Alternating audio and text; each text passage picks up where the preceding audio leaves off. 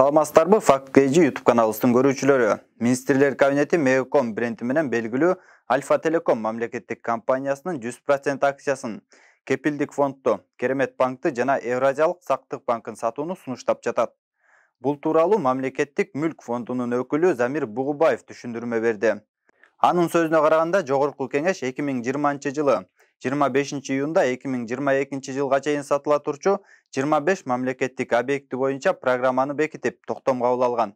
Ошол долбоорго жогорудагы 4 объектини кошуу сунушу берилди. Жогорку кеңештин депутаты Дастан Бекешев Министрлер кабинети Мегакомду, Кепилдик фондду, Керемет банкты жана Евразиялык сактык банкын сатуу сунушун бергенин билдирген. Ал УКМК Мегакомду сатууга каршы чыкканын жазган. Өлкө башчысы Садыр Жапаров 5 майда мамлекеттик ишканаларды жеке менчикке өткөрүү зарыл экенин айткан. Ал менчиктештирүү иши аяктаган соң мамлекеттик мүлк фонду жоюларын түшүндүргөн. Кыргыз өкмөтү Мегаком компаниясын бир нече жылдан бери сатууга аракет кылып келет. 2010 жылдагы апрель инкылабынан соң убактылуу өкмөт аталган компаниянын 49%ын улутташтырган. 2014 жылы болсо компания толук бойдон мамлекеттин карамагына өткөн.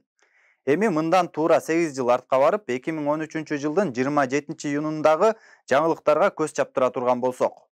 Садыр Жапаров азыр кайтып жаткан сөздөрү менен ал кездеги позициясынан карама-каршылыктарды байкай алабыз. Мисалы, өлкө башчысы ошол кездеги Ата журт фракциясынын депутаты катары Мегакомдун 49% акциясын сатууга каршы добуш берүүгө кесиптештерин чакырып сөз сүйлөгөн. Мен 2 жылдан бери Мегакомду сатпаш керек деп келе жатам. Бүгүнкү күнгө чейин өкмөт сот иштери жүрүп жатат деп 51% акциясын албай келе жатат. Бардык 100% акция Елисеевскийдики болчу. Компания күнүгө 2 миллион сом таап жатат. Эми болсо 4-5 миллион пайда үчүн компанияны саткан жатышат. Менеджер жок, компанияны бузуп алабыз, инвестор керек деп айтып жатышат. Анда бизге премьер-министр, министрлердин эмне кереги бар? Келгиле бардык инвесторлорго берип салалы. Мен баарыңарды Мегакомду сатууга каршы добуш берүүгө чакырам деп сөз сүйлөгөн.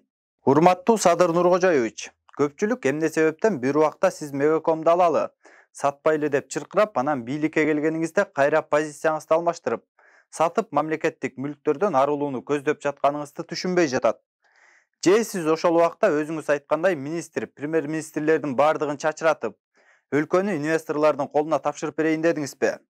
А балким билим деңгээли туура келбеген кызматчыларды жумушка алып келип жаткандыктан компания өспөй жаткан болбосун?